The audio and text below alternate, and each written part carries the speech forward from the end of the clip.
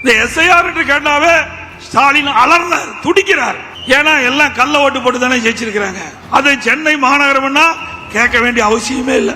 இறந்தவர்கள் எல்லாம் உயிர் பெற்று வந்து ஓட்டு போடுவாங்க. 100 நாள் தான் இருக்குது தேர்தலுக்கு. அந்த 100 நாள்ல எத்தனை திமுக அமைச்சர்கள் எங்கு போவாங்க தெரியும்? பத்திரமான இடத்துக்கு போவாங்க. ஒரு கிளை செயலாளர் எம்எல்ஏ ஆக முடியும், எம்பி ஆக முடியும், அமைச்சர் ஆக முடியும், முதலமைச்சரே ஆக முடியும் அண்ணா திமுக தான். 2026ஆம் ஆண்டு நடைபெற்ற சட்டமன்ற பொதுத் தேர்தலில் அண்ணா திமுக தலைமை தான் நம்முடைய கூட்டணிக்கு தலைமை தாங்கும். அண்ணா திமுக தான் ஆட்சி அமைக்கும்.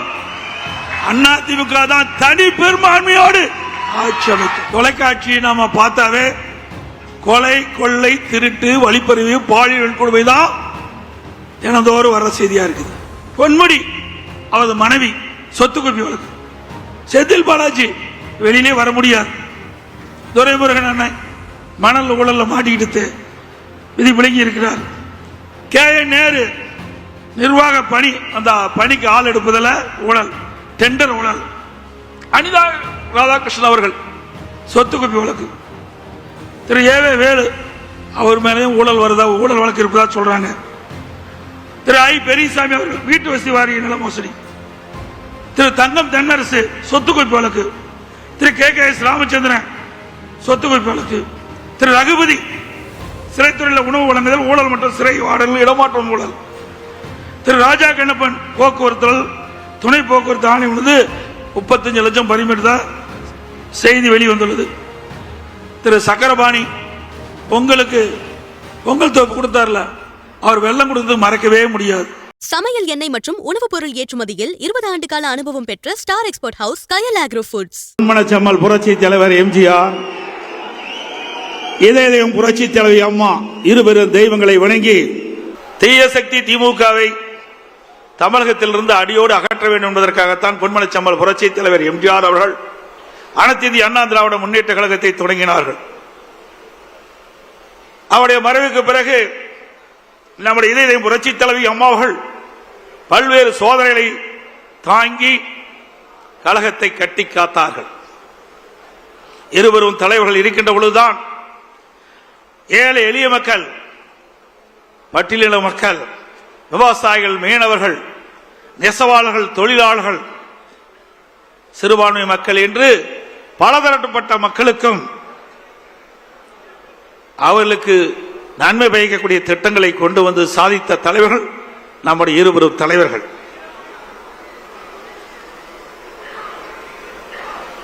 அவருடைய ஆட்சி காலத்தில் தான் மகளிர் மற்றும் இளைஞர்களுக்கு கல்வி, அறிவு, வேலை வாய்ப்பு, நல்வாழ்வு போன்ற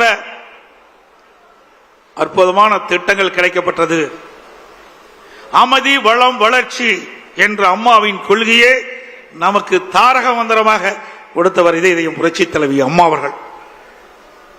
புரட்சி தலைவர், புரட்சி தலைவி அம்மா ஆகிய இருவரும் வகுத்து தந்த மனித நேயம், மக்கள் நலன், சகோதரத்துவம், சமத்துவம் ஆகியவற்றை எக்காலம் பேணி காப்பது நமது உயிர் மூச்சாக கொண்டிருப்பது அனைத்து இந்திய அண்ணா திராவிட முன்னேற்ற கழகம்.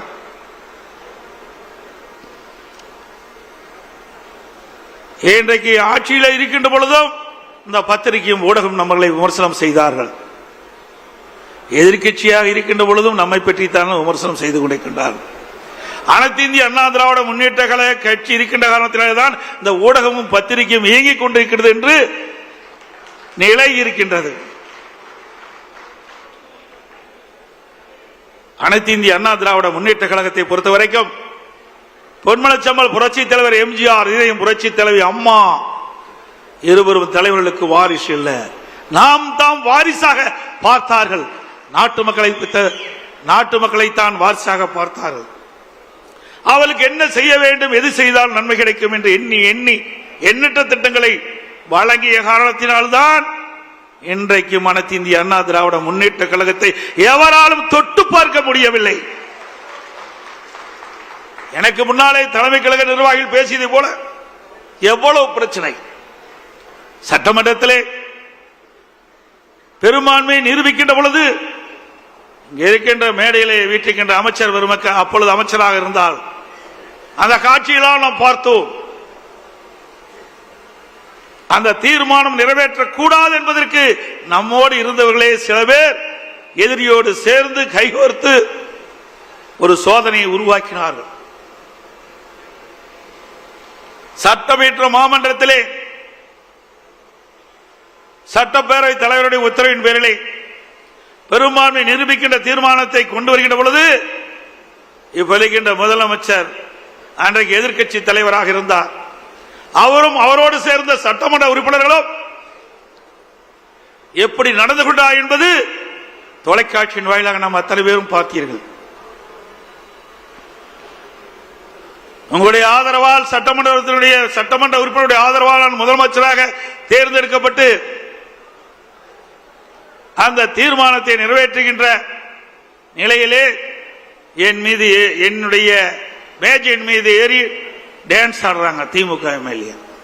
இங்க இருக்கின்ற அமைச்சர்கள் முன்னரசில் இருக்கின்றார்களே அமைச்சர்கள் மீது அமைச்சருடைய மேஜையின் மீது ஏறி டான்ஸ் ஆடுறாங்க. சட்டப்பேரவை தலைவர் அவரை கீழே இழுத்து தள்ளி அவருடைய இருக்கையிலே அமர்கிறார்கள். அவருடைய மைக் உடைக்கப்படுகிறது. அப்படிப்பட்ட கொடுமையான நிகழ்ச்சி ஏற்படுத்தியவர் இன்றைய முதலமைச்சர் திரு ஸ்டாலின் அவர்கள். எண்ணி பாருங்கள், அதையெல்லாம் நாம் கடந்தோம், வெற்றி பெற்றோம். அது பொறுத்து கொள்ள முடியாமல் சட்டையை கிழித்துக் கொண்டு வீதியிலே திரிந்தவர் தான் இன்றைய முதலமைச்சர் ஸ்டாலின் அவர்கள். ஸ்டாலின் அவர்களே, அன்றைக்கு நீங்கள் சட்டையை கிழித்துக் கொண்டுதான் வெளியே சென்றீர்கள். ஆனால் அடுத்த ஆண்டு நடைபெறுகின்ற சட்டமன்ற பொதுத் தேர்தலில் அனைத்து இந்திய அண்ணா திராவிட முன்னேற்ற கழக தலைமையிலே அமைக்கப்படுகின்ற கூட்டணி பெரும்பான்மையான இடங்களிலே வெற்றி பெற்று அனைத்து இந்திய அண்ணா திராவிட முன்னேற்ற கழகம் தனி பெரும்பான்மையோடு ஆட்சி அமைக்கும். அப்பொழுது எந்த நிலையில் இருப்பீர்கள் என்று தெரியவில்லை.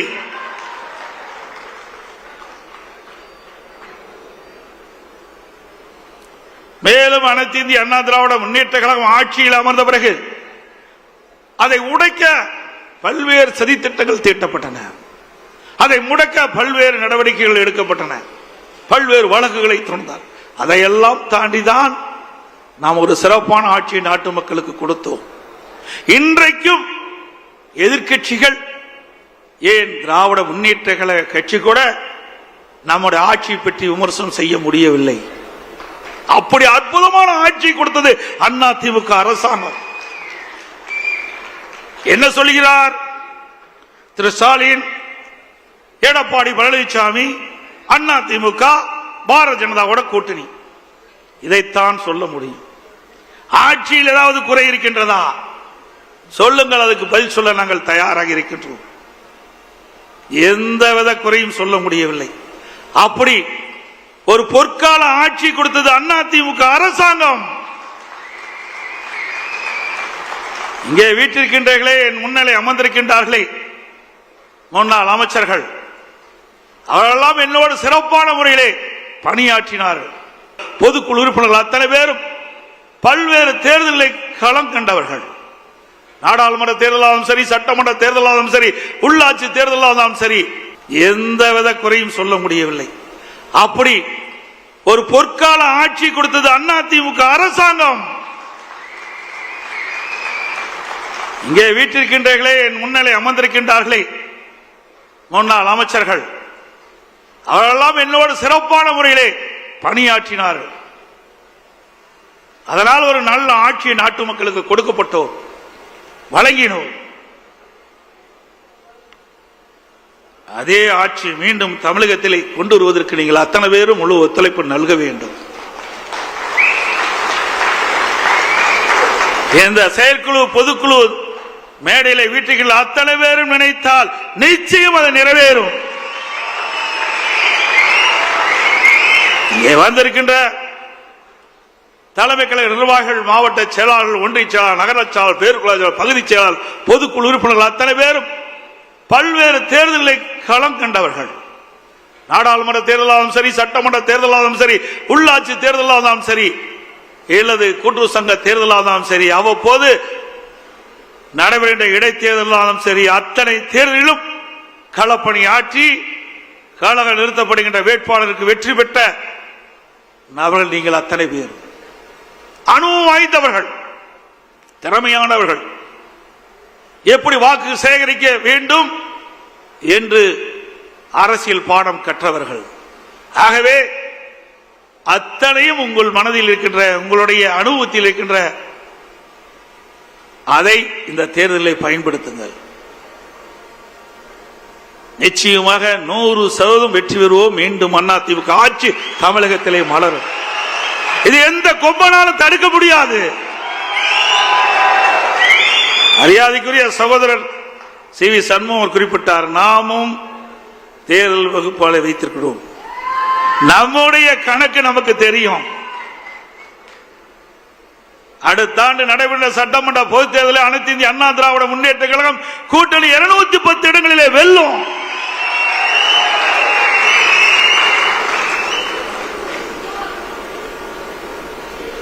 நம்முடைய கழக நிர்வாகிகளுக்கே சில நேரத்தில் சந்தேகம் ஏற்பட்டது. அதையெல்லாம் போக்குவது எங்களுடைய கடமை என்ற அடிப்படையிலே சில விளக்கங்களை தர விரும்புகின்றேன். எனக்கு முன்னாலே தலைமை கழக நிர்வாகிகள் குறிப்பிட்டதை போல வேறு 2 லட்சம் வாக்குகளிலே 43 சட்டமன்ற உறுப்பினர்களை இழந்தோம். அதனால் ஆட்சி இழந்து இன்னைக்கு எதிர்க்கட்சி வரிசையிலே அமர்ந்திருக்கின்றோம். அதுவும் யார் சூழ்ச்சியால் அந்த வாக்குகள் இழக்கப்பட்ட என்ற விவரத்தையும் அவர்கள் சொன்னார்கள். 2011 2020 வரைக்கும் ஒரு பொற்கால ஆட்சி கொடுத்தது அனைத்து இந்திய அண்ணா திராவிட முன்னேற்ற கழகம். அந்த காலகட்டத்திலே நாம் தேர்தலிலும் சந்தித்தோம். இன்றைக்கு 1991 திமுக 2 இடம் தான் வெற்றி பெற்றது. திமுக 2 இடத்துல தான் ஜெயிச்சாங்க.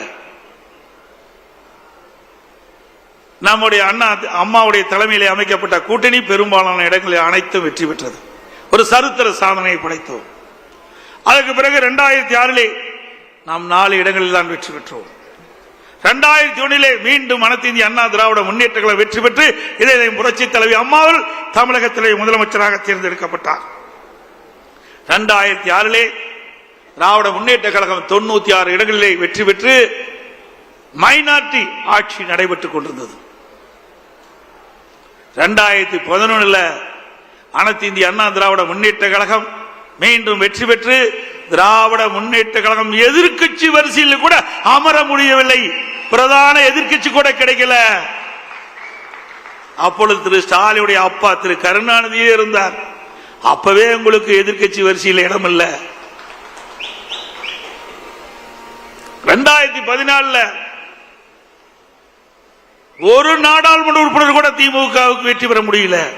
2014 ஒரு நாடாளுமன்ற திமுக கட்சி சேர்ந்த வெற்றி பெற முடியல. திமுக கூட்டணி கட்சி சேர்ந்த வெற்றி பெற முடியல. அண்ணா திமுக 37 இடங்களிலே வெற்றி பெற்று சாதனை படைத்தது.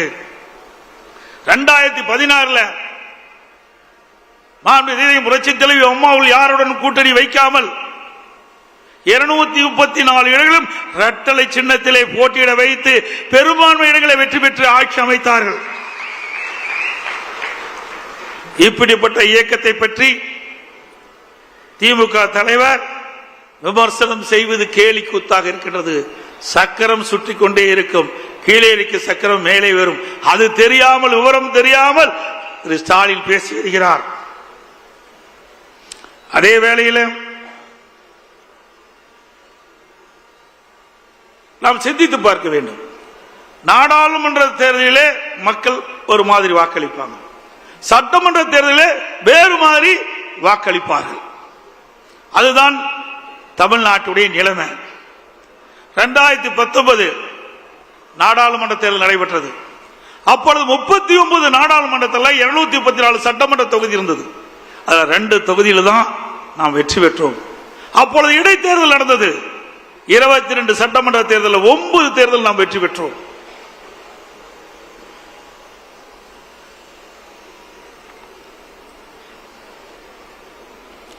ரெண்டாயிரத்தி 2021 அனைத்து இந்திய அண்ணா திராவிட முன்னேற்ற கழக தலைமையில் அமைக்கப்பட்ட கூட்டணி 75 இடங்களில் நாம் வெற்றி பெற்றோம். 2019 நாடாளுமன்ற தேர்தலில் 2 இடங்கள் வெற்றி பெற்ற அண்ணா திமுக கூட்டணி ஒரு இடத்துல தான் எம்பியில் நாம் வெற்றி பெற்றோம் 2019. ஆனா எம்எல்ஏ தொகுதியில் வரும்போது 2 இடத்துல வெற்றி பெற்றோம்.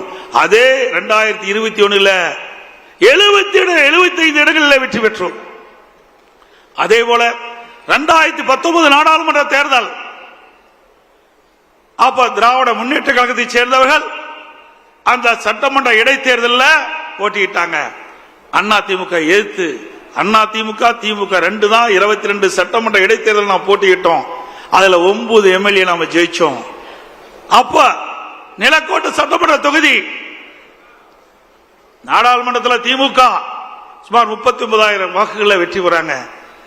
அதே நிலக்கோட்டை சட்டமன்ற தொகுதியில் அதிமுக 25,000 வாக்குகளை வெற்றி பெற்றோம். ஒரே நேரத்தில் தேர்தல் நடைபெறுகிறது.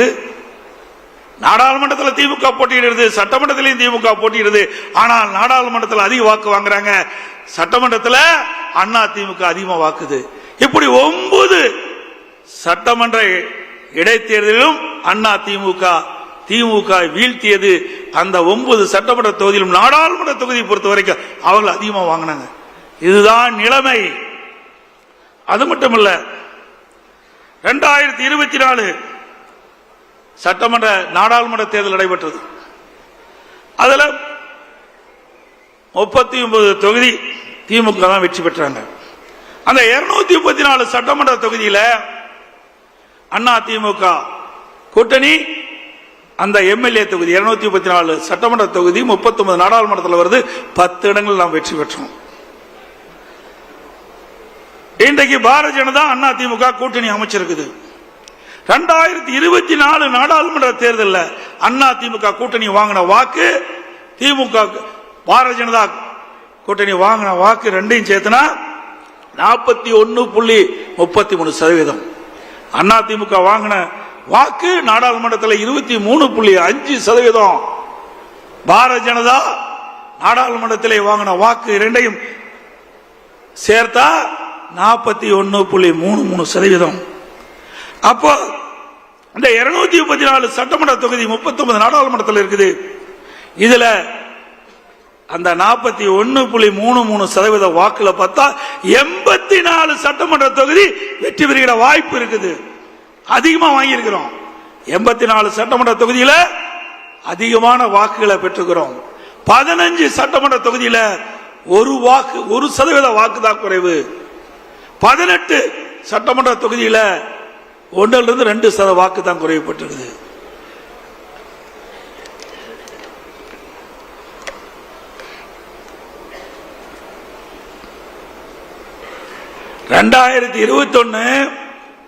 சட்டமன்ற பொது தேர்தல், 2019 நாடாளுமன்ற தேர்தல் ரெண்டு ஒப்பிட்டு நான் சொன்னேன்.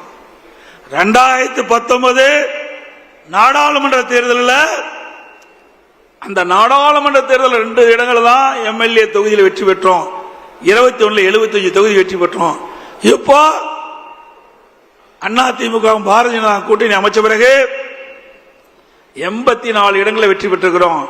அப்போ 19 2 இடங்கள் வெற்றி பெற்ற போது 84 என்று சொன்னால் 75 என்று சொன்னால் இப்பொழுது 84 என்றால் அடுத்த ஆண்டு நடைபெற்ற சட்டமன்ற பொது தேர்தல் 210 இடங்களில் அதிமுக தலைமையில் அமைக்கக்கூடிய கூட்டணி வெல்லும்.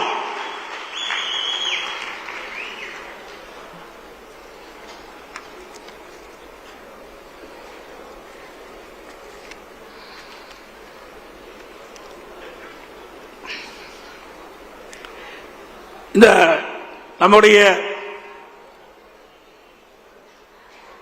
தீர்மானத்தில் கூட அதை கொண்டாந்துருக்கிறோம். திமுக கவர்ச்சிகரமா 2021 சட்டமன்ற பொது தேர்தலில் சுமார் 525 அறிவிப்புகளை வெளியிட்டாங்க.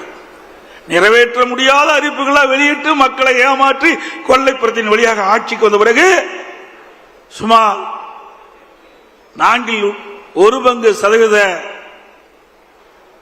அந்த அறிவிப்பை கூட நிறைவேற்ற முடியாத ஒரு சூழ்நிலை. அதுல முக்கியமானது கல்வி கடன் ரத்துனாங்க, இல்ல கேஸ் சிலிண்டர் மானியம் கொடுக்கல, பெட்ரோல் டீசல் விலை குறைக்கல, நீட் தேர்வு ரத்துனாங்க, அதுக்கு ரகசியம் இருக்குன்னு சொன்னாங்க. இதுவரைக்கும் ரகசியத்தையே சொல்லல துணை முதலமைச்சர். 100 நாள் வேலை திட்டம் 150 நாளாக உயர்த்த பண்ணாங்க, உயர்த்தல, ஏழை மக்களை ஏமாத்திட்டாங்க.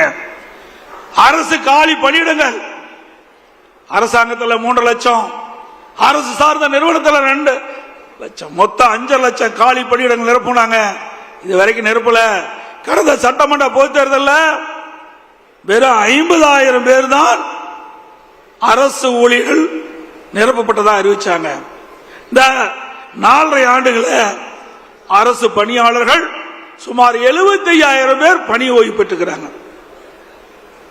அதோட அதிமுக ஆட்சியிலே கொண்டு வரப்பட்ட திட்டம் தாலிக்கு தங்க திட்டம் நிறுத்திட்டாங்க. அம்மா வினிக்கலை கைவிட்டுட்டாங்க. அம்மா இருசக்கர வாகனம் அதையும் கைவிட்டுட்டாங்க. இப்படி மக்களுக்கு நன்மை பயக்கக்கூடிய அதிமுக ஆட்சியில போடப்பட்ட திட்டங்களை எல்லாம் நிறுத்திய அதுதான் திமுக ஆட்சியுடைய சாதனை. அடிக்கடி ஸ்டாலின் சொல்லுவதெல்லாம் நாங்க குடும்ப தலைவிக்கு 1000 ரூபாய் கொடுத்துட்டோம். எப்ப கொடுத்தீங்க? அதிமுக தொடர்ந்து சட்டமன்றத்தில் அழுத்தம் கொடுத்தோம். தேர்தல் நேரத்தில் குடும்ப தலைவிக்கு 1000 ரூபாய் கொடுப்பதாக தேர்தலில் அறிவிப்பை கொடுத்துவிட்டு அவருடைய வாக்குகளை பெற்று ஆட்சிக்கு வந்த பிறகு கொடுக்கப்பட்ட வாக்குறுதியை நிறைவேற்றவில்லை. அதனால கொடுக்கப்பட்ட வாக்குறுதியை நிறைவேற்றுகின்ற விதமாக மாதந்தோறும் குடும்ப தலைவிக்கு 1000 ரூபாய் கொடுக்க வேண்டும் என்று பிரதான எதிர்க்கட்சி என்ற முறையில் நம்ம தொடர்ந்து சட்டமன்றத்தில் அழுத்தம் கொடுத்தோம். தொலைக்காட்சியின் வாயிலா தெரிவிச்சோம், ஊடகத்தின் வாயிலா தெரிவிச்சோம்.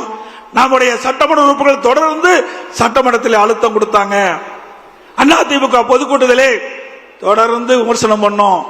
வேறு வழி இல்லாம 28 மாதம் கழிச்சு அதிமுக கொடுக்கப்பட்ட அழுத்தத்தின் காரணமாக தான் மாதந்தோறும் குடும்ப தலைவிக்கு 1000 ரூபாய் கிடைச்சிருக்கு. எப்ப ஸ்டாலின் நேற்றைய தினம் குறிப்பிடுறார், மேலும் 30 லட்சம் பேர்களுக்கு விதியை தளர்த்தி குடும்ப தலைவிக்கு 1000 ரூபாய் மாதந்தோறும் கொடுப்பதா சொல்றாங்க.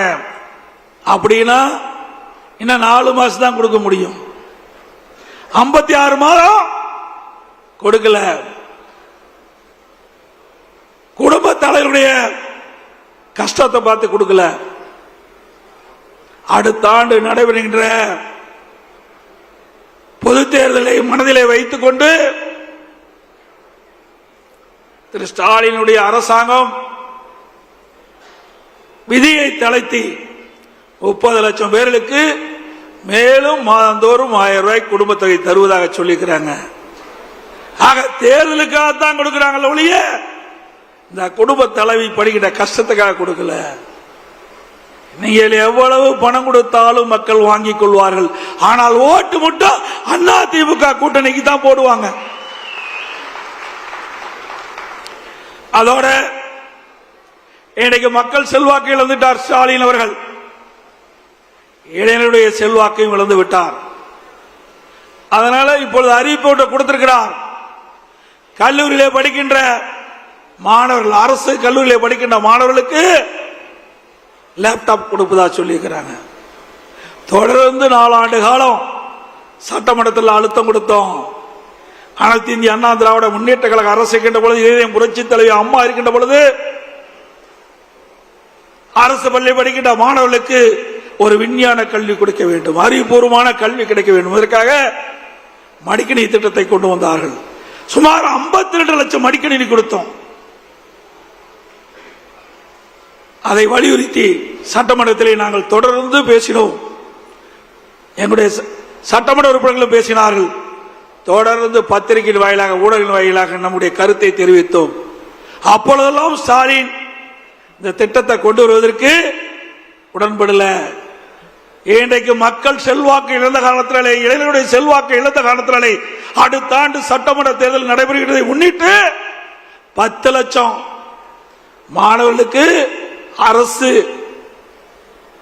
கல்லூரியிலே படிக்கின்ற மாணவர்களுக்கு லேப்டாப் கொடுப்பதாக அறிவிச்சிருக்கிறார். மாணவருடைய நலன் கருதி கொடுக்கல. அடுத்த ஆண்டு நடைபெறுகின்ற சட்டமன்ற பொதுத் தேர்தலில் அந்த இளைஞர்களுடைய வாக்கு கிடைக்க என்பதற்காக இந்த 10 லட்சம் லேப்டாப் கொடுக்குறீங்க. சரி, இப்ப கொடுப்பத இந்த கல்லூரி திறப்பதற்கு முன்பே கொடுத்திருந்தா அவளுக்கு பயனுள்ளதா இருந்திருக்கும். ஆனா கல்லூரி திறந்து 5 மாதம் கழித்து இப்ப கொடுக்கறீங்க. அந்த கல்லூரியில் மாணவர் சேர்ந்த உடனே அவருடைய சொந்த பணத்துல லேப்டாப் வாங்கி இன்றைக்கு அதன் மூலமாக அறிவுத்திறனை வளர்த்துட்டு இருக்கிறாங்க. இந்த லேப்டாப் கொடுப்பதனால என்ன பயன்? எந்தி பாருங்க. இதை கொடுப்பதை மட்டும் வேண்டாம் என்று சொல்லவில்லை. கொடுப்பதை உரிய நேரத்தில் கொடுத்தீங்களா? இல்ல. அவருடைய வாக்கு தேவை. அடுத்த ஆண்டு நடைபெறுகின்ற தேர்தல் திமுகவுக்கு பயம் வந்து விட்டது. தோல்வி அடைந்து விடுவோம் என்று பயம் வந்து விட்டது. அதனால அவசரமாக இன்றைக்கு அரசு கல்வியிலே படிக்கின்ற மாணவர்களுக்கு லேப்டாப் கொடுப்பதாக அறிவிச்சிருக்கிறாங்க.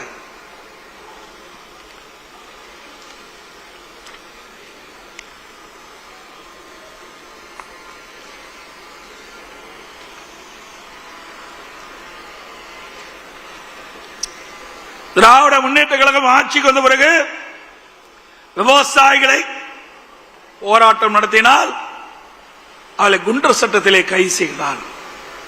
விவசாயிகளுக்கு அநீதி இழைக்கப்படுகின்ற அரசு மக்கள் விரோத திமுக அரசாங்கம். அது மட்டுமில்லாம டெல்டா மாவட்டம் குறுவை சாகுபடி, அந்த சாகுபடி செய்த விவசாயிகள்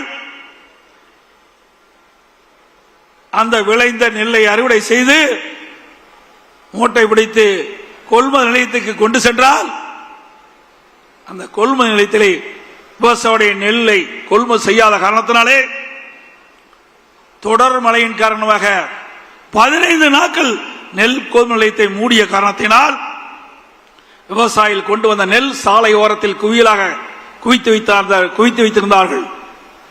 கொள்முதல் நிலையத்திற்கு முன்பாக நெல் மணிகளை குவித்து வைத்திருந்தார்கள். தொடர் மழையின் காரணமாக நெல் மணிகள்லாம் முளைத்து விவசாயிகள் பாதிக்கப்பட்டாங்க. நம்முடைய டெல்டா மாவட்டத்தில் நம்முடைய கழக மாவட்ட செயலாளர்கள், தலைமை கழக நிர்வாகிகள், முன்னாள் அமைச்சர் வேண்டுகோளை ஏற்று நான் ஓடோடி சென்று டெல்டா மாவட்ட விவசாயிகளை சந்தித்து நேரடி கொள்முதல் நிலையத்துக்கு சென்று அவர்களுக்கு ஆறுதல் கூறி என்ன வரும் என்று கேட்டேன். அப்பொழுது குறிப்பிட்டார்கள், 15 நாட்களாக இந்த நெல்லை நாங்கள் காவல் காத்துக் கொண்டிருக்கின்றோம். இந்த அரசாங்கம் கொள்முதல் நிலையிலே கொள்முதல் செய்யவில்லை. கொள்முதல் செய்யப்பட்ட நெல்லையும் அந்த குடோனில் அடுக்கி வைத்திருக்கிறார்கள். அது வெளியிலே சென்றால்தான் நெல் கொள்முதல் செய்ய முடியும். இப்படிப்பட்ட அவல நிலை எங்களிடத்திலே இருக்கின்றது. கடுமையாக பாதிக்கப்பட்டு விட்டோம் என்று சொன்னார். அதை பார்க்க யாருமே செல்ல, இந்த விவசாயிகளுக்கு ஆறுதல் சொல்ல திமுகவிலிருந்து யாரும் செல்லல. திரு உதயநிதி டெல்டா மாவட்டத்துக்கு போன அறிவிச்சாங்க, பத்திரிகையில பார்த்தேன். பரவாயில்ல, விவசாயிகளுக்கு ஆறுதல் சொல்ல போகிறார் என்று நினைத்தேன். ஆனா அங்க போகல, நேர ரயில்வே ஸ்டேஷனுக்கு போய் சரக்கு ரயிலுக்கு கொடி காட்டிட்டு வந்துட்டார். ஏற்கனவே அந்த கொள்முதல் செய்யப்பட்ட அந்த நெல் மூட்டைகள் எல்லாம் அதுக்கு முன்பு 20 நாட்கள் ட்ரெயின்ல போயிட்டு இருக்குது, சரக்கு ரயில்ல போயிட்டு இருக்குது. ஏன்னா விவசாயிகளை பார்ப்பதற்கு அச்சம். அங்கே போனா கேரோ பண்ணிட்டு என்ன பண்றது அப்படின்ற பயத்துல அப்படியே திரும்பி போயிட்டாரு துணை முதலமைச்சர் ஸ்டாலின் அவர்கள், துணை முதலமைச்சர் திரு உதயநிதி அவர்கள். விவசாயிகளை இன்றைக்கு நஷ்டத்திலே தள்ளிய அரசாங்கம் திராவிட முன்னேற்ற கழக அரசாங்கம்.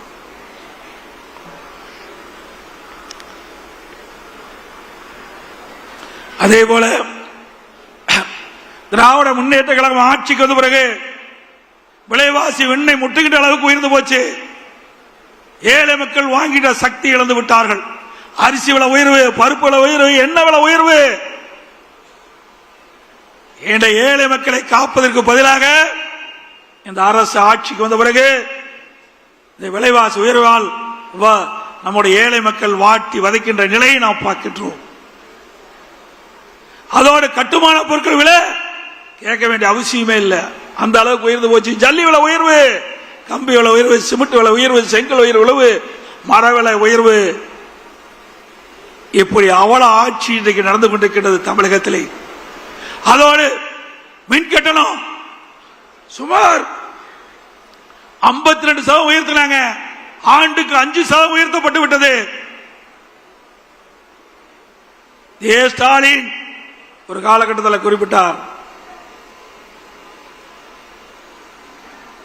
மின்சாரத்தை தொட்டாத்தான் ஷாக் அடிக்கும், மின் கட்டணத்தை கேட்டாலே ஷாக் அடிக்கும் என்று சொன்ன ஸ்டாலின் அவர்கள் குறைந்ததான் நம்ம அம்மா இருக்கும் போது குறைவாத்தான் நம்ம மின் கட்டணத்தை நம்ம உயர்த்தணும். ஆனா திமுக ஆட்சி போல 52% உயர்த்தல, நிலை கட்டணத்தில் உயர்த்தல, ஆண்டுக்கு 5% மின் கட்டணத்தில் உயர்த்தல. இப்பொழுது என்ன நிலைமை? மின்சாரத்தை தொட்டாத்தா ஷாக் அடிக்கும், கரண்ட் பில்ல கேட்டாலே ஷாக் அடிக்குது. அப்படிப்பட்ட நிலைமை. வீட்டு வரி 100% உயர்ந்து போச்சு, கடை வரி 150% உயர்ந்து போச்சு, குடிநீர் வரி உயர்வு, குப்பை வரி உயர்வு, இப்படி வரி மேல் வரி போட்டு மக்களை வாட்டி வதைக்கின்ற அரசாங்கம் திமுக அரசாங்கம். இதே அண்ணா திமுக ஆட்சியில ஒப்பிட்டு பாருங்கள், மின் கட்டணம் எவ்வளவு குறைவு, வீட்டு வரி எவ்வளவு குறைவு, கடை வரி எவ்வளவு குறைவு. ஆக மக்களுக்கு நன்மை கிடைத்தது அண்ணா திமுக ஆட்சியிலே. இன்றைக்கு திராவிட முன்னேற்ற கழக ஆட்சியிலே வரி மேல் வரி போட்டு மக்களை உறிஞ்சுகின்ற, ரத்தத்தை உறிஞ்சுகின்ற நிலைதான் இன்றைய நிலை என்பதை நாம் எண்ணி பார்க்க வேண்டும். நெசவாளுடைய நிலை பரிதாபமான நிலை. நெசவு தொழில் நலிவடைந்து விட்டது, அதை சீர் செய்ய அரசு எந்த நடவடிக்கை எடுக்கல. விசைத்தறி தொழில் அழிந்து போய்விட்டது, உண்டான நடவடிக்கை எடுக்கல. அதில் இருக்கின்ற தொழிலாளர்கள் வேலையில்லாத காரணத்தினாலே வறுமையில் வாடி அவருடைய உடல் உறுப்புகளை விற்கின்ற அவல நிலைக்கு இந்த ஆட்சியிலே போய்விட்டது. இன்றைக்கு இந்தியாவிலே எத்தனையோ மாநிலம் இருக்குது, தமிழகத்தில் ஆட்சி புரிகின்ற இந்த ஸ்டாலின் மாடல் அரசாங்கத்திலே உடல் உறுப்பை விற்று வாழ்க்கை நடத்தக்கூடிய ஒரு துர்பாகிய நிலை இந்த ஆட்சியிலே தான் பார்க்கப்படுகிறது. ஒரு திமுக சட்டமன்ற உறுப்பினர் அவருடைய மருத்துவமனையிலே இந்த வறுமையில் வாடுகின்ற தொழிலாளிகளுடைய உடல் உறுப்பு கிட்னியை முறைகேடாக பெற்று அந்த முறைகேடு விசாரித்தது இதே திராவிட முன்னேற்ற கழக ஆட்சி. அவள் மீது இது எந்த நடவடிக்கை எடுக்கல. ஆனா அண்ணா திமுக ஆட்சிக்கு வந்த பிறகு இந்த கிட்னி முறைகேட்டில் ஈடுபட்டவர்கள் மீது சட்டப்பூர்வமாக நடவடிக்கை எடுக்கப்படும். இந்த ஆட்சியில் உடல் உறுப்பை கூட விட்டு வைக்கல. அப்படி மோசமான ஆட்சி இன்றைக்கு தமிழகத்தில் நடைபெற்றுக் கொண்டிருக்கின்றது.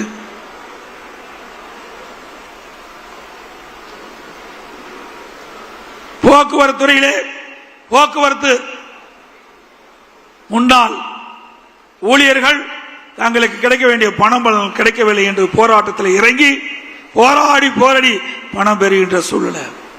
எப்பொழுது பார்த்தாலும் ஸ்டாலின் சொல்லுகின்றார், இன்றைக்கு மகளிருக்கு கட்டணமில்லா பேருந்து விட்டுருக்கும் சொல்லி அந்த பேருந்தில் ஏறி இறங்கினா தான் உயிர் நிச்சயம். அப்படிப்பட்ட பேருந்து ஓட்டுதல் பேருந்து தான் இன்றைக்கு தமிழகத்தில் இயங்கிக் கொண்டிருக்கிறது.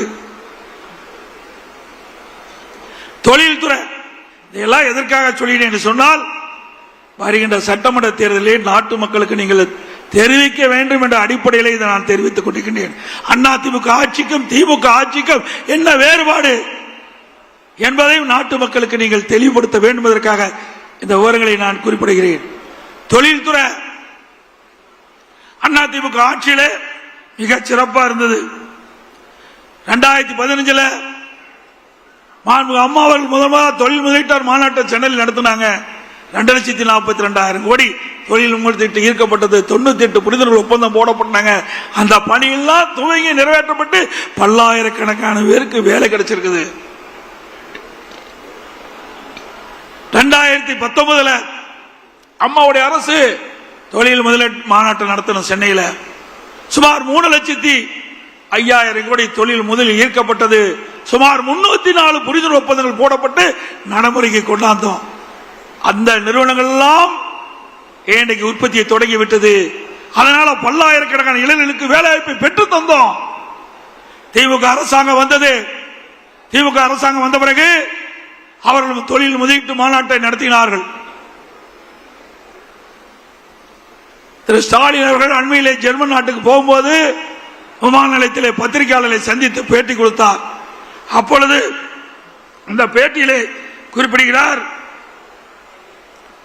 திமுக ஆட்சியிலே 922 புரிந்துணர்வு ஒப்பந்தங்கள் போடப்பட்டதாக, 10,62,000 கோடி தொழில் முதலீட்டு ஈர்க்கப்பட்டதாக அந்த நிறுவனங்கள் எல்லாம் உற்பத்தியை தொடங்கின்ற பொழுது சுமார் 32,81,000 பேருக்கு வேலை கிடைக்கும் என்று அறிவித்தது மட்டுமல்ல, 77% புரிந்துணர்வு ஒப்பந்தங்கள் நிறைவேற்றப்பட்டதாக ஒரு பச்சை பொய்ய சொன்னார். 77 புரிந்துணர்வு ஒப்பந்தங்கள் நிறைவேற்றப்பட்டது என்று சொன்னா 25 லட்சம் பேருக்கு வேலை கிடைச்சிருக்கும். எப்படி நாட்டு மக்களை ஏமாற்ற என்பதை நாம் எண்ணி பார்க்க வேண்டும். இந்த விவரத்தை வெள்ளை அறிக்கையை வெளியிட வேண்டும் என்று தொழில்துறை மந்திரி கிட்ட நாங்கள் வேண்டுகோளா வச்சோம். திராவிட முன்னேற்ற கழகம் ஆட்சி பொறுப்பேற்ற பிறகு எவ்வளவு முதலீடு ஈர்க்கப்பட்டது, எவ்வளவு புரிந்துணர்வு ஒப்பந்தங்கள் நடைமுறைக்கு வந்தது, எவ்வளவு பேருக்கு வேலை கிடைச்சது என்ற புள்ளி விவரத்தை நீங்கள் வெளியிட வேண்டும். வெள்ளை அறிக்கை என்று கேட்டா வெள்ளை பேப்பரை வெளியிடுறார். அதுதான் உண்மை. எதையுமே செய்யல. செஞ்சிருந்தா தானே அவர்கள் அறிப்பை வெளியிட முடியும். இப்படிப்பட்ட நிலைமை பொய்ய பேசி பேசி உண்மையாக்க பார்க்கிறாங்க விடியா திமுக ஆட்சியில். எனக்கு முன்னால தலைமை செயலர் அறிவிச்சவர் வேலுமணி சொன்னாங்க, திமுக ஆட்சியில் எந்த ஒரு பெரிய திட்டத்தையும் கொண்டாடல. அண்ணா திமுக ஆட்சியில் கொண்டு வரப்பட்டு நிறைவேற்றப்பட்ட திட்டங்களை தான் ஸ்டிக்கர் ஒட்டி திறந்துட்டு இருக்காங்க. அத்திக்கடை அவனாசி திட்டம் அண்ணா திமுக ஆட்சியில் போடப்பட்டது, ஸ்டிக்கர் ஒட்டி திறக்கிறார்.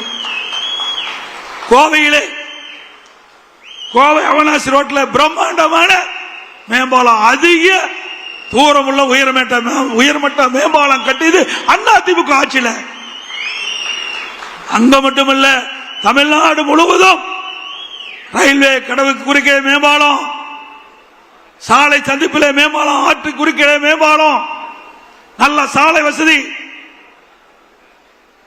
கூட்டு குடிநீர் திட்டம், கடலீரை குடிநீராக்கும் திட்டம், இப்படி பல திட்டங்களை கொண்டு வந்து நடைமுறைப்படுத்த ஒரே அரசாங்கம் அண்ணா திமுக அரசாங்கம். இப்படி ஏதாவது ஒரு திட்டத்தை உங்களால் கொண்டு வர முடிஞ்சுதா? இல்ல.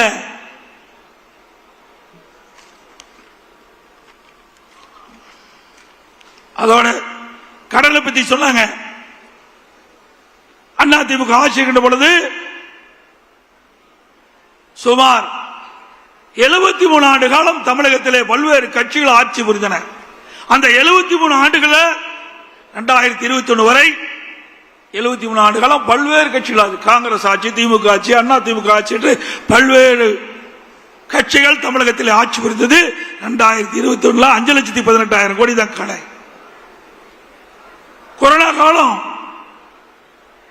19-20 அப்பா நமக்கு வருமானம் இல்ல, ஜிஎஸ்டி இல்ல, பெட்ரோல் டீசல் வருமானம் இல்ல, பத்திரப்பதிவு இல்ல, ரோட் டாக்ஸ் இல்ல,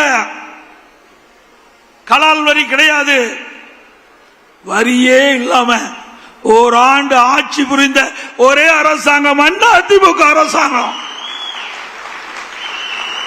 அந்த காலகட்டத்தில் கூட ஏழை மக்கள் பாதிக்க கூடாது என்பதற்காக ரேஷன் கடையில் 11 மாதம் விலையில்லா உணவுப் பொருளை கொடுத்த அரசாங்கம் அண்ணா திமுக அரசாங்கம். அந்த கொரோனா தொற்று, அந்த நோய் எப்படி ஒருவருக்கு வரும், அதை எப்படி அந்த நோயை குணப்படுத்துவது என்று எதுவுமே தெரியாத சூழலில் கூட தமிழகத்தில் இருக்கின்ற விலை மதிக்க முடியாத உயிர்களை காப்பாற்றிய ஒரே அரசாங்கம் அண்ணா திமுக அரசாங்கம். இன்னைக்கு வல்லரசுல கூட இப்படிப்பட்ட சிகிச்சை கொரோனாவால் பாதிக்கப்பட்ட மக்களுக்கு கொடுக்கல. பாரத பிரதமர் அனைத்து முதலமைச்சருடைய கருத்துக்களை காணொலி காட்சி மூலம் கேட்கின்ற பொழுது அவர் குறிப்பிட்டார், தமிழகத்திலே கொரோனா வைரஸ் பரவலை தடுப்பதில் முதல் மாநிலம் நீங்க தமிழ்நாட்டில் மாதிரி நீங்க கடைபிடிங்க, கொரோனா வைரஸை தடுக்க முடியும் என்று. அப்படி ஒரு சிறப்பான ஆட்சி கொடுத்த அரசாங்கம், மக்களை காத்த அரசாங்கம் என்பதை நேரத்தில் எண்ணி பார்க்க வேண்டும்.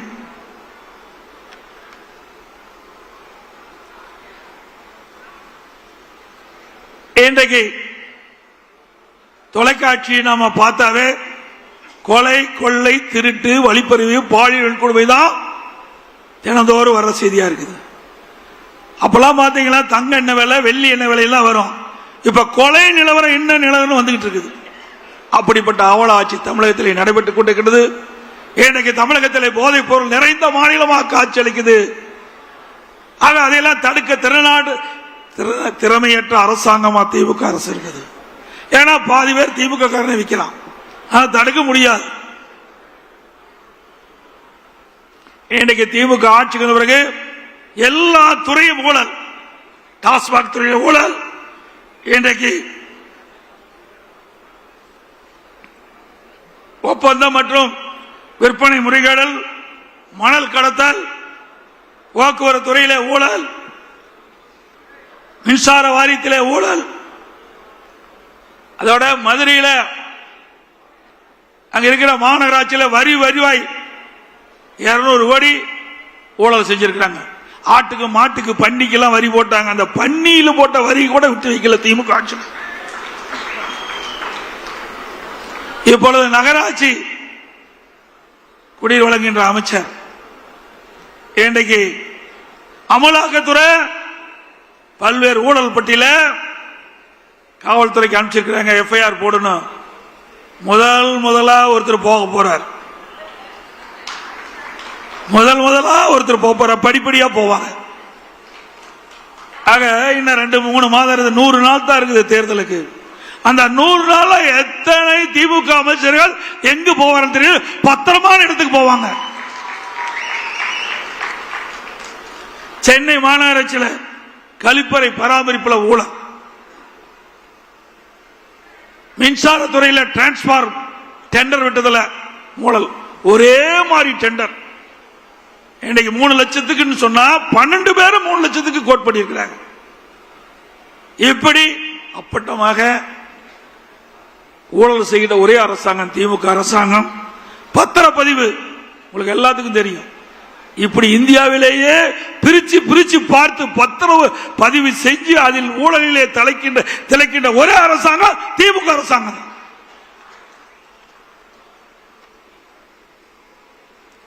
விலையில்லா வேட்டி சில அந்த ஏழையில் கொடுப்பதில் கூட விட்டு வைக்கல, முறையா கொடுக்கல.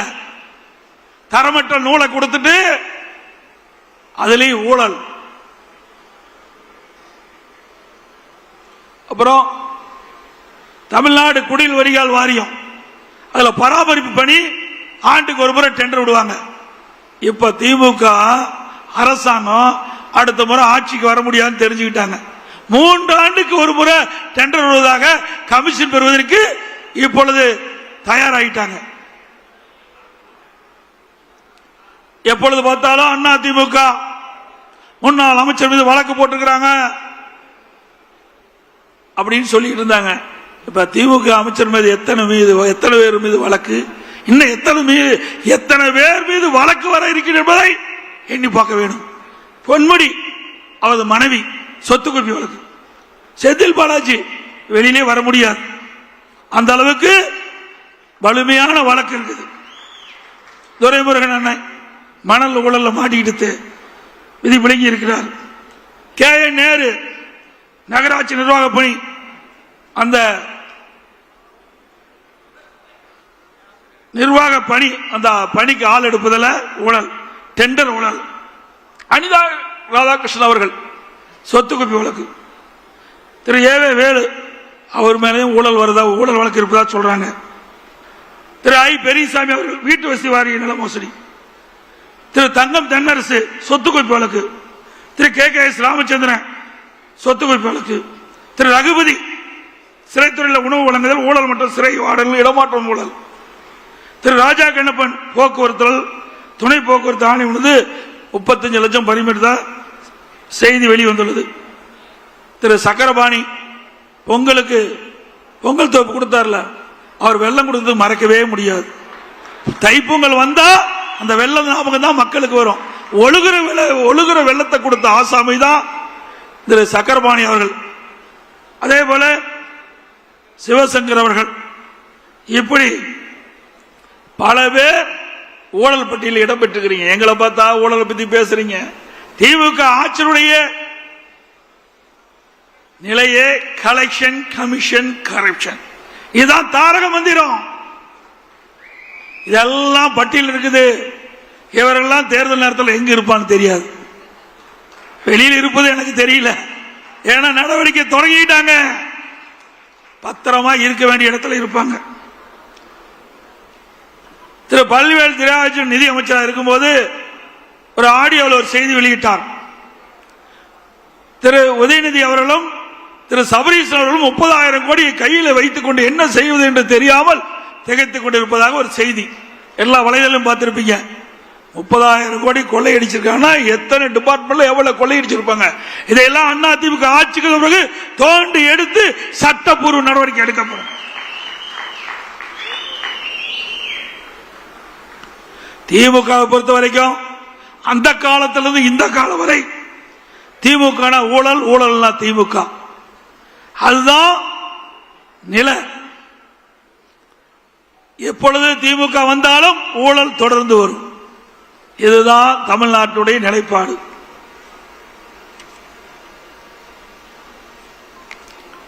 திராவிட முன்னேற்ற கழக ஆட்சியில கள்ளக்குறிச்சி கள்ளச்சாராய மரணம், அது உயர்நீதிமன்றத்தில் வழக்கு போட்டாங்க. அந்த வழக்கில் சிபிஐ விசாரணைக்கு வேண்டும் என்று உத்தரவு போட்டது. உடனே டெல்லிக்கு போறார். இதில் உங்களுக்கு என்ன பயம்? திராவிட முன்னேற்ற கழகத்தை கட்சி சேர்ந்தவரை காப்பாற்ற வேண்டும் என்பதற்காக இன்றைக்கு டெல்லியில போய் மேல்முறையீடு செய்கிறீங்க. பிறகு அண்ணா நகர் சிறுமி உயர்நீதிமன்றத்தில் அவளுக்கு நியாயம் கிடைக்க வேண்டும். அது மாநில அரசுக்கு காவல்துறை விசாரித்தால் நியாயம் கிடைக்காது. அதன் அடிப்படையில் உயர்நீதிமன்றத்தில் வழக்கு. அதனால அந்த சிறுமி அந்த வழக்கை சிபிஐ விசாரிக்க உத்தரவு போடுறாங்க உயர்நீதிமன்றம். அதை எடுத்து உச்ச நீதிமன்றம் போறாங்க. அதோட ஆம்ஸ்டாங் கொலை வழக்கு, அவருடைய உறவினர்கள் வழக்கு போடுறாங்க. அதை மாநில அரசு விசாரிக்க கூடாது, சிபிஐ விசாரிக்க வேண்டும். இன்னைக்கு சென்னை உயர்நீதிமன்றம் அதை சிபிஐ விசாரிக்க வேண்டும் என்று உத்தரவு போட்டது. அதை எடுத்து டெல்லிக்கு போறாங்க. எவ்வளவு வெட்கக்கேடானது! ஆக யாரையோ காப்பாற்றுவதற்காக இந்த அரசு துடித்துக் கொண்டிருக்கிறது. இதெல்லாம் அனைத்து இந்திய அண்ணா திராவிட முன்னேற்ற கழக ஆட்சி அமைந்தவுடன் இதையெல்லாம் விசாரித்து உண்மை குற்றவாளிகளை இந்த நாட்டுக்கு அடையாளம் காட்டப்படும்.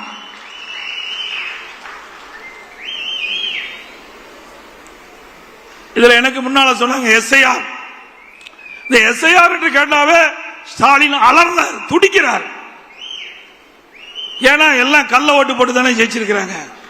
உண்மையா வாக்காளர் சந்தித்து அந்த வாக்களை பெற்றவர் வெற்றி பெறவில்லை. அது சென்னை மாநகரம் கேட்க வேண்டிய அவசியமே இல்லை. இறந்தவர்கள் எல்லாம் உயிர் பெற்று வந்து ஓட்டு போடுவாங்க. அப்படிப்பட்ட நிலைமை. இன்றைக்கு எஸ்ஐஆர் பணி துவங்கப்பட்டு விட்டது. மத்திய தேர்தல் ஆணையம் அறிவிக்கப்பட்டு பணி துவங்கி நாளையோட நிறைவு பெற இருக்கின்றது. நம்முடைய கழக நிர்வாகிகள், தொண்டர்கள், மாவட்ட செயலாளர், ஒன்றிய செயலாளர், நகர செயலாளர், பேரூர் செயலாளர், பகுதி செயலாளர், வட்டச் செயலாளர், வார்டு செயலாளர் அத்தனை பேர் ஒருமித்த கருத்தோடு நாளை இறுதி நாள். அதனால ஏதாவது விடுபட்டு இருந்தா அதை முறையாக அந்த எஸ்ஐஆர் பணியை மேற்கொள்ள வேண்டும் என்று அன்போடு இந்த நேரத்தில் கேட்டுக்கிறேன். திமுக தலைவர் ஸ்டாலின் எதிர்த்தா இதை எதிர்க்க வேண்டிய அவசியம் என்ன? இருந்தொரு வாக்களை நீக்கிறாங்க. ஒரு இடத்துல இருந்து வேற இடத்திற்கு குடி போயிடுறாங்க. அவர் அந்த இடத்துல வாக்கு பதிவாகிறது. ஏற்கனவே இருக்கிற இடத்துல தொடர்ந்து இந்த வாக்காளர் பட்டியலில் ஒரு பெயர் இடம்பெற்று வருது. அதை நீக்குவதில் என்ன தவறு? இரட்டை வாக்காளர், அதை நீக்குவதில் என்ன தவறு? ஆனா திரு ஸ்டாலின் அவர்கள் அதை கடுமையாக எதிர்த்தார். இப்பொழுது என்னங்கிறாரு? திமுக காரர் விழிப்போடு இருந்து செயல்பட வேணுமா? ஒரு பக்கம் எதிர்க்கிறாங்க, ஒரு பக்கம் செயல காட்டுறாங்க. எஸ்ஐஆர் பணி மேற்கொள்ள வேண்டும். இன்னைக்கு பாத்தீங்கன்னா சென்னை மாநகரத்தில் மட்டும் பாத்தீங்கன்னா ஒவ்வொரு தொகுதியிலும் 50,000 70,000 வாக்குகள் இன்றைக்கு அது விடுவிக்க வேண்டிய சூழல் இருக்குது. அப்படி தமிழ்நாடு முழுவதும் அனைத்து தொகுதியிலும் 10,000 30,000 வாக்குகள் இந்த எஸ்ஐஆர் பணி மேற்கொள்கின்ற பொழுது இறந்தவர் வாக்காளர் பட்டியலிருந்து விடுவிக்கப்படுகிறார். இரட்டை வாக்காளர் நீக்கப்படுகிறது. அதே போல குடிபெயர்ந்தவர்கள், மாற்றிடத்துக்கு போனவர்கள் அதை கண்டறிந்து அவர் விடுவிக்கப்படுகிறது. இப்படி தமிழ்நாடு முழுவதும் முறைகேடாக வாக்காளர் பட்டியலில் இடம்பெற்றவர்கள் சுமார் பல லட்சம் பேர் விடுவிக்கப்படுகின்ற சூழல் ஏற்படுது. இதையெல்லாம் விடுவிக்கலனா அடுத்த ஆண்டு நடைபெற்ற சட்டமன்ற தேர்தலில் இப்படி போலி வாக்காளரை வைத்து அவர் வெற்றி பெறுவதற்கு ஒரு வாய்ப்பு ஏற்படும். அதனாலதான் அலறாங்க, துடிக்கிறாங்க ஸ்டாலின்.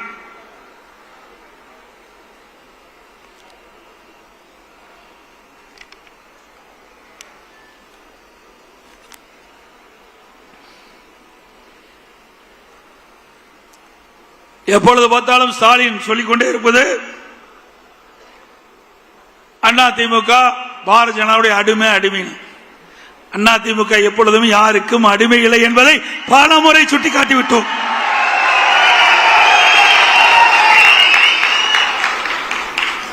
இதே திராவிட முன்னேற்ற கழகம் திரு கருணாநிதி இருக்கின்ற பொழுது 1999 ஆண்டு நாடாளுமன்ற தேர்தலில் பாரதிய ஜனதாவோட கூட்டணி போட்டு வெற்றி பெற்று திரு வாஜ்பாய் அவர்களுடைய மத்திய அமைச்சர்களே திமுக எம்பி இடம் பெற்றிருந்தாங்க. திரு முரசொலி மாறன் அவர்கள் மத்திய அமைச்சராக இருந்தார். அப்போ அவர் உடல்நிலை சரியில்லாமல் இருந்தபோது ஓராண்டு மருத்துவமனையில் இலாக்கா மந்திரியா வச்சிருந்தாங்க.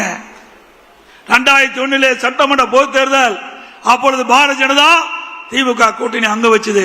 அப்பெல்லாம் பாரதிய ஜனதா கட்சி நல்ல கட்சி, திமுக கூட்டணி வச்சா நல்ல கட்சி, அண்ணா திமுக கூட்டணி வச்சா மதவாத கட்சி. சிந்திச்சு பாருங்க. இன்னைக்கு தேர்தல் வருகின்ற பொழுது வாக்குகள் சிதறாமல் சிந்தாமல் எல்லா வாக்குகளையும் நிறுத்தப்படுகின்ற வேட்பாளர்களுக்கு கிடைக்க வேண்டும். அப்பொழுதுதான் நாம் நிறுத்தப்படுகின்ற வேட்பாளர் வெற்றி பெறுவார். அந்த அரசியல் சூழ்நிலைக்கு ஏற்பவாறு எல்லா கட்சியுமே கூட்டணி அமைப்பது இயல்பு. திமுகவும் கூட்டணி வைக்குது, அண்ணா திமுக கூட்டணி வைக்குது. அண்ணா திமுக கூட்டணி இடம்பெற்ற கட்சி தான் திமுகவில் இப்பொழுது இடம்பெற்றிருக்குது. திமுகவில் இடம்பெற்ற கட்சி தான் அண்ணா திமுகவில் இடம்பெற்றது. இப்படி கால சூழ்நிலைக்கு ஏற்ப அந்த கூட்டணி மாறி மாறி இருக்கும். ஆனா திரு ஸ்டாலினால பொறுக்க முடியல. அண்ணா திமுக பாரதிய ஜனதா கூட்டணியை அமைச்ச உடனே கதறாரு, துடிக்கிறாரு. அப்பொழுது 1999 2001 கூட்டணி வச்ச போது திரு கருணாநிதி குறிப்பிடுறார். 23/6/1999 முரசொலியில் 6ஆம் பக்கம், அதாவது பாரதிய ஜனதா திமுக கூட்டணி அமைச்ச பிறகு அப்ப முரசொலியில் 6ஆம் பக்கத்தில் 23/6/1999 வருது. சிறுபான்மை மக்களிடம் பாஜக பற்றி ஒரு சந்தேகத்தை ஒரு சிலர் உருவாக்கி வைத்திருக்கின்றார்கள் என்பது உண்மைதான். பொய்யான பிரச்சாரம் செய்கிறார்கள். அதற்கு ஈடு கொடுத்து விட்டு அதை முறியடிக்க வேண்டிய பொறுப்பு இளைஞர்களாகிய உங்களுக்கு இருக்குன்னு சொல்றார். யாரு? கருணாநிதி சொல்றார். அப்பா பாரதிய ஜனதா கட்சி நல்ல கட்சி தலைவரை குறிப்பிடாரு. ஏன் நாங்க கூட்டணி வச்சா தவறா பேசுறீங்க? இதை நாங்க சொல்லல.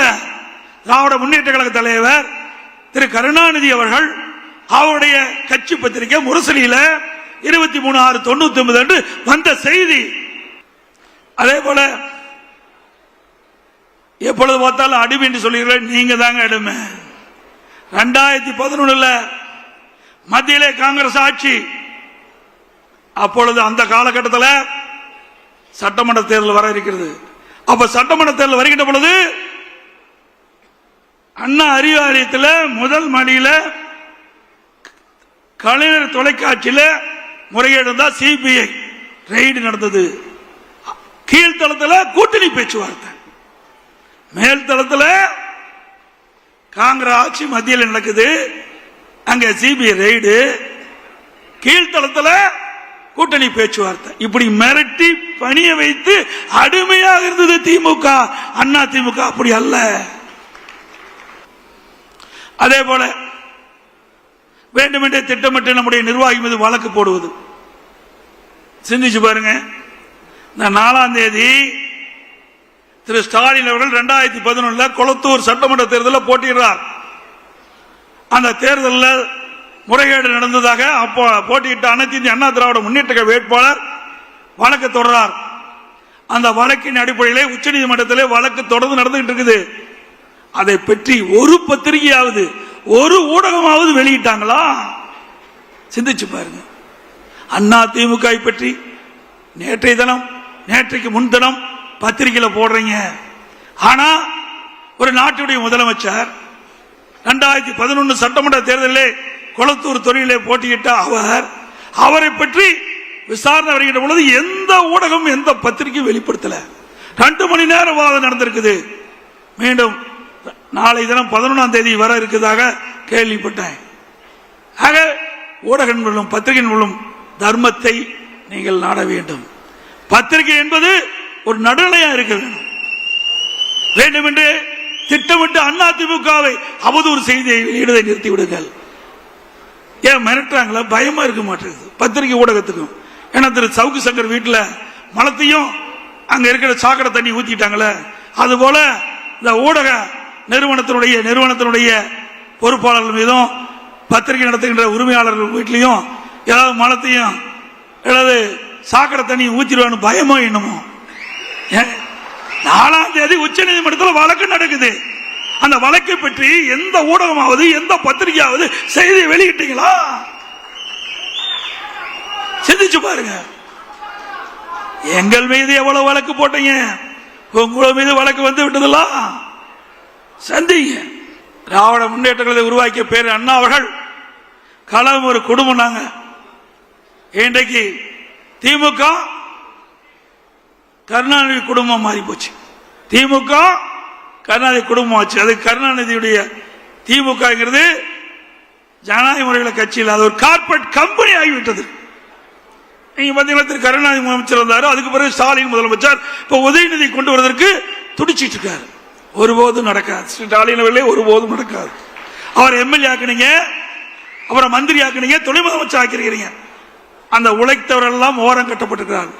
துரைமுருகன் அவர்கள் இப்பொழுது இருக்கின்ற சட்டமன்ற உறுப்பினர்களே அதிக நாள் சட்டமன்ற உறுப்பினர் இருந்தவர் அண்ணன் துரைமுருகன் அவர்கள். எமர்ஜென்சின்னு எப்ப பார்த்தாலும் ஸ்டாலின் பேசிட்டு இருப்பார். மிசா சட்டத்தில் நாங்கள் சிறை சென்றோம் சொன்னார். அப்பொழுதும் துரைமுருகன் அவர்களும் எமர்ஜென்சியில பாதிக்கப்பட்டவர் தான். அப்படிப்பட்டவர்களுக்கு உங்களால் துணை முதலமைச்சர் கொடுக்க முடியல. திரு கருணாநிதி குடும்பத்தில் இருந்தவர்கள், திரு ஸ்டாலின் குடும்பத்தில் இருந்தவர்களுக்கு தான் ஆட்சியிலும் பங்கு, அதிகாரத்திலும் பங்கு. அப்படிப்பட்ட நிலைமை தான் திமுக இருக்குது. அனைத்து இந்திய அண்ணா திராவிட முன்னேற்ற கழகத்தில் அப்படி இல்ல. ஜனநாயகம் உள்ள ஒரு இயக்கம். யார் வேண்டாலும் உழைத்தால், கட்சிக்கு விசுவாசமா இருந்தால் உச்சபட்ச பதவிக்கு வர முடியும்.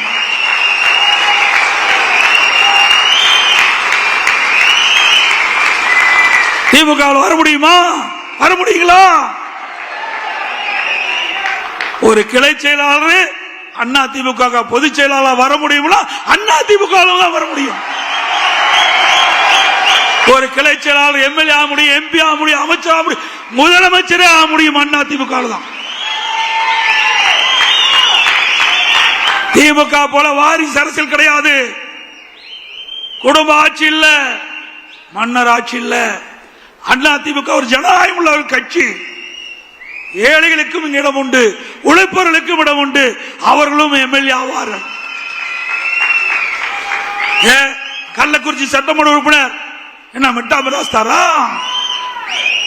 பவானி சாகர் சட்டமன்ற உறுப்பினர் மிட்டா மிராஸ் தாரா? சாதாரண குடும்பத்தை சேர்ந்தவர், ஏழை குடும்பத்தை சேர்ந்தவர். அப்படிப்பட்டவர்களை எல்லாம் அண்ணா திமுகவிலே வேட்பாளர் நிறுத்தப்பட்டு வெற்றி பெற்று அழகு பார்க்கின்ற கட்சி அண்ணா திமுக கட்சி. அதே போல அடுத்த ஆண்டு நடைபெற்ற சட்டமன்ற பொதுத் தேர்தலிலே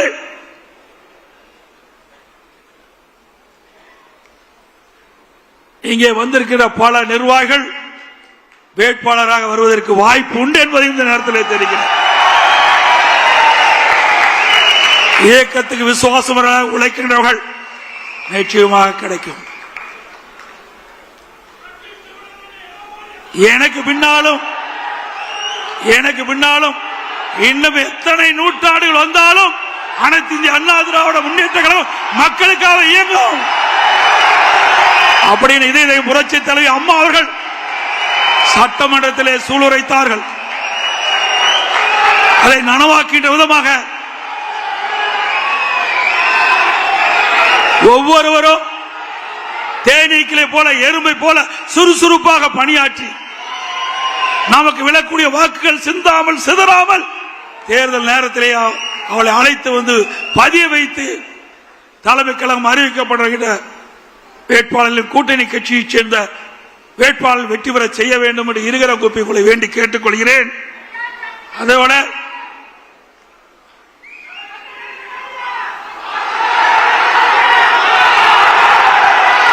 அதே போல மாண்புமிகு புரட்சி தலைவி அம்மா இருக்கின்ற பொழுது இன்றைக்கு ஏழை எளிய மக்களுக்கு தை பிறந்தால் வழி பிறக்கும். தை பண்டிகையின் போது அவர்களுக்கு பொங்கல் தொகுப்பு கொடுக்கப்படும் என்ற அறிவிப்பை கொடுத்து அந்த தை பொங்கல் என்று ஏழை வீட்டிலையும் தை பொங்கல் பொங்குகின்ற ஒரு சூழலை உருவாக்கி தந்தவர் நம்முடைய புரட்சி தலைவி அம்மா. அந்த வழியிலே வந்த அம்மாவுடைய அரசு தைப்பொங்கல் என்று எல்லா இல்லங்களிலும் மகிழ்ச்சியோடு தை பண்டிகை கொண்டாட என்பதற்காக எல்லா குடும்ப அட்டைக்கும் 2500 ரூபாய் கொடுத்த அரசாங்கம் அண்ணா திமுக அரசாங்கம். அப்பொழுது திரு ஸ்டாலின் அவர்கள் எதிர்க்கட்சி தலைவராக இருந்தார்.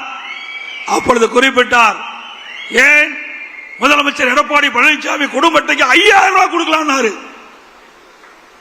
5000 ரூபாய் கொடுக்கலாம் திரு ஸ்டாலின் சொன்னார். திரு ஸ்டாலின் அவர்களே, நாங்கள் வேண்டுகோளாக வைக்கிறோம், தை பிறந்தால் வழிபிறக்கும் தமிழனுடைய திருநாள் தை திருநாள். அப்படி தை திருநாளிலே தை பண்டிகையின் போது எல்லா இடங்களிலும் மகிழ்ச்சியோடு தை பண்டிகை கொண்டாடுகின்ற விதமாக ஒவ்வொரு குடும்பத்துக்கும் 5000 ரூபாய் வழங்குங்கள். இப்பொழுதாவது நீங்கள் செய்த ஊழலாவது, எவ்வளவோ ஊழல் செய்து விட்டீர்கள், எவ்வளவோ மக்கள் பணத்தை கொள்ளையடித்து விட்டார்கள். இனியாவது கடைசி காலகட்டத்திலாவது மக்களுக்கு மகிழ்ச்சி ஊட்டுகின்ற விதமாக இந்த தை பண்டிகை மகிழ்ச்சிகரமாக கொண்டாடுகின்ற விதமாக ஒரு 5000 ரூபாய் நீங்கள் வழங்க வேண்டும். எவ்வளவோ கொள்ளையடிச்சிட்டு இருக்கிறீங்க, ஆனா மக்களுக்காக எந்த திட்டமும் கொடுக்கல, எந்த பெரிய திட்டமும் இந்த ஆட்சியில் வரல. இதையாவது இந்த ஏழைகளுக்காக செய்ய வேண்டும் என்று வேண்டுகோளாக வைத்து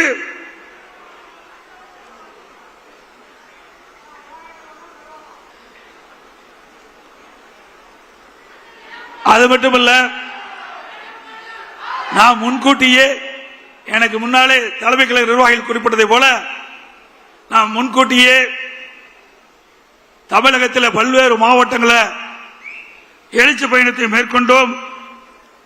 அந்த எழுச்சி பயணத்தின் போது நம்முடைய மாவட்ட செயலாளர் தலைமை கழக நிர்வாகிகள் வரி வந்திருக்கின்ற ஒன்றிய செயலாளர், நகர செயலாளர், பேருக்குலக செயலாளர், பகுதி செயலாளர் அத்தனை பேர் ஒருமித்த கருத்தோடு மிக சிறப்பாக எழுச்சியாக அந்த எழுச்சி பயண கூட்டத்தை நடத்தினீர்கள். மக்களை காப்போம், தமிழகத்தை மீட்போம் என்று நாம் குரல் கொடுத்து கிட்டத்தட்ட 175 சட்டமன்ற தொகுதியிலும் அண்ணா திமுக அந்த பிரச்சாரத்தை தொடங்கினோம். இனி எந்த கட்சியும் இனிமேல் எவ்வளவு சட்டமன்ற தொகுதியில் போய் பிரச்சாரம் செய்ய முடியாது. அப்படி அருமையான எழுச்சி பயணம் மேற்கொண்டது.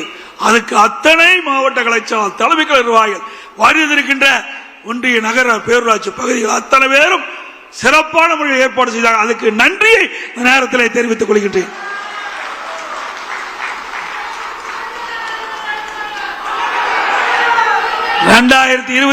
ஆண்டு நடைபெற்ற சட்டமன்ற பொதுத் தேர்தலிலே நல்ல கூட்டணி அமையும், கவலைப்படாதீங்க.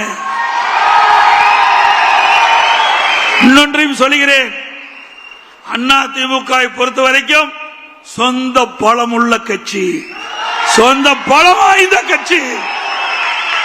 திமுக பொறுத்த வரைக்கும் மக்கள் பலம் இழந்த கட்சி. அதனால்தான் எப்பொழுது பார்த்தாலும் ஸ்டாலின் பேசுறார், எங்கள் கூட்டணி வலிமையான கூட்டணி, எங்கள் கூட்டணி வலிமையான கூட்டணி. இவர் கட்சி பத்தி நம்பி நிக்கல, இவர் கட்சி நம்பி நிக்கல, கூட்டணி நம்பித்தான் நிற்கிறார்.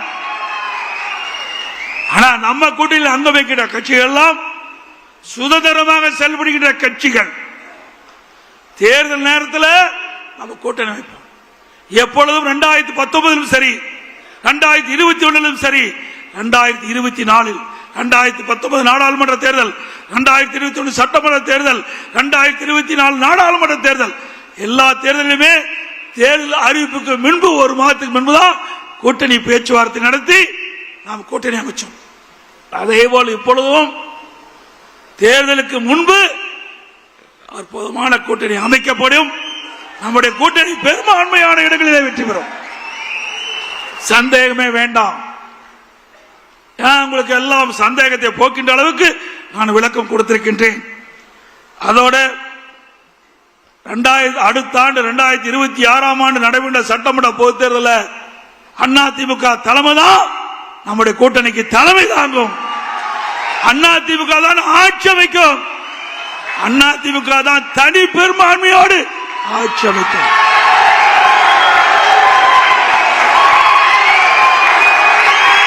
அதோடு 2026 ஆண்டு நடைபெற்ற சட்டமன்ற பொதுத் தேர்தலில் வெற்றி பெற்று ஆட்சி அமைத்து அடுத்த ஆண்டு நடைபெறுகின்ற பொது செயற்குழு பொதுக்குழு கூட்டத்தில் அண்ணா திமுக ஆட்சி நடக்கும்.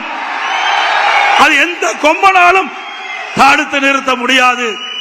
இன்னைக்கு மக்கள் விடியா திமுக ஆட்சியை வீட்டுக்கு அனுப்ப முற்பட்டு விட்டார்கள். மக்கள் ஒரு ஆட்சி அகற்றப்பட வேண்டும் என்று மக்கள் கொதித்து எழுப்பி விட்டார்கள். எப்பொழுது தேர்தல் வரும் என்று காத்துக் கொண்டிருக்கின்றார்கள். தேர்தல் வந்தால் திராவிட முன்னேற்ற கழகம் கூட்டணி தோல்வி பெறும். அதிமுக தலைமையில் அமைக்கிற கூட்டணி வெற்றி பெறும். அதிமுக ஆட்சி அமைக்கும் என்று சொல்லி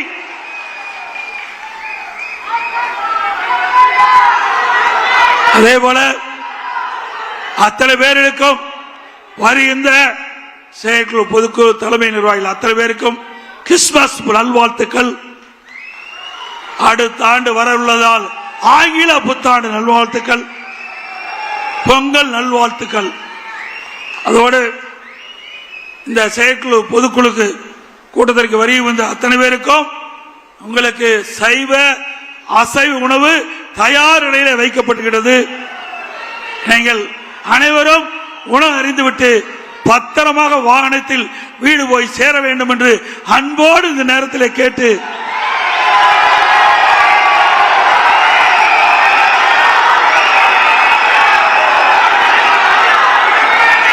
அதே போல முன்னாள் அமைச்சர் மாவட்ட கழக பெஞ்சமின் அவர்கள் இந்த பொதுக்குழுவுக்கு நடைபெறுவதற்கு சிறப்பான ஏற்பாடு செய்வதற்கு அவரும் இந்த நிகழ்ச்சி சீரோடும் சிறப்போடும் நடைபெறுவதற்கு உறுதுணையாக விளங்கிய அறிவிச்சார் பெஞ்சமின் அவர்களுக்கும் அதே போல இந்த பொதுக்குழு கூட்டம் சிறப்பாக நடைபெறுவதற்காக இன்றைக்கு அந்த பொதுக்குழு எப்படியெல்லாம் நடைபெற வேண்டும், எப்படியெல்லாம் அரேஞ்ச்மெண்ட் பண்ண வேண்டும் என்ற அந்த நிகழ்ச்சியை பார்வையிற்கு வந்த நம்முடைய துணை பொதுச்செயலாளர் அண்ணன் KP அவர்களுக்கும் தலைமை அறிவிச்சாளர் வேலுமணி அவர்களுக்கும் அறிவிச்சாளர் தங்கமணி அவர்களுக்கும் அவரோடு இணைந்து பணியாற்றிய இந்த பகுதியைச் சேர்ந்த கழக நிர்வாகிகள் அத்தனை பேருக்கும் நேரத்தில் நன்றி தெரிவித்து அடுத்த ஆண்டு நாம் ஆளுங்கட்சியாக இருப்போம் அந்த பொதுக்குழுவிலே சந்திப்பு என்பதை நேரத்தில் தெரிவித்து இன்றைக்கு காலையிலே வந்துட்டீங்க, பசியோடு இருக்கிறீங்க, இன்னும் நிறைய பேச வேண்டி இருந்தது.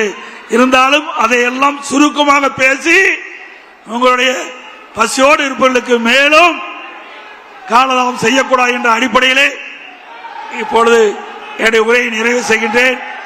அத்தனை பேரும் உழைக்க வேண்டும். இந்த உழைப்பு தான் வெற்றிக்கை. இன்றைக்கு யானைக்கு தும்பிக்கை, நமக்கு நம்பிக்கை. அந்த நம்பிக்கை ஒவ்வொருவருக்கும் ஏற்பட வேண்டும். நம்முடைய செயல்பாடு சிறப்பாக இருக்க வேண்டும். அதுதான் முக்கியம் என்பதை இந்த நேரத்தில் தெரிவித்து எனது உரையை நிறைவு செய்கின்றேன். நன்றி, வணக்கம். 20 ஆண்டுகளாக உலக நாடுகளுக்கு உயர்தர சமையல் எண்ணெய் மற்றும் உணவுப் பொருட்கள் ஏற்றுமதியில் இந்திய அரசின் ஸ்டார் எக்ஸ்போர்ட் ஹவுஸ் அங்கீகாரம் பெற்ற கயல் ஆக்ரோ ஃபுட்ஸ்.